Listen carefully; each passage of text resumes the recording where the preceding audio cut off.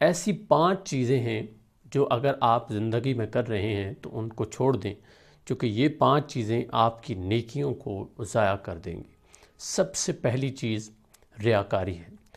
دکھاوے کے لیے عبادت کرنا، بے شک آپ تہجد گزار ہیں، آپ دن رات عبادت کرتے ہیں، آپ حج کرتے ہیں، عمرہ کرتے ہیں، لوگوں کو کھانا کھلاتے ہیں، مگر اگر اس کا مقصد ریاکاری ہے تو وہ نیکی ضائع ہو جائے گی۔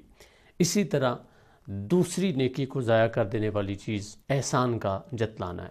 عموماً ہم لوگوں کے ساتھ نیکی کرتے ہیں، احسان کرتے ہیں اور پھر اس نیکی کو فوراً جتلا دیتے ہیں۔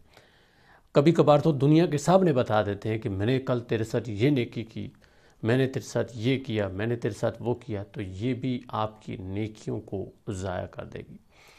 تیسری چیز تکبر ہے۔ جب آپ تکبر کے ساتھ چلتے ہیں کہ میں تو بڑا نیکوکار ہوں، مجھ سے اچھا انسان تو ہے کوئی نہیں، جب یہ سوچ آپ کے اندر ڈیولپ ہوتی ہے، جنم لیتی ہے، تو یہ بھی آپ کی نیکیوں کو ضائع کر دیتی ہے۔ اسی طرح چوتھی چیز شرک ہے۔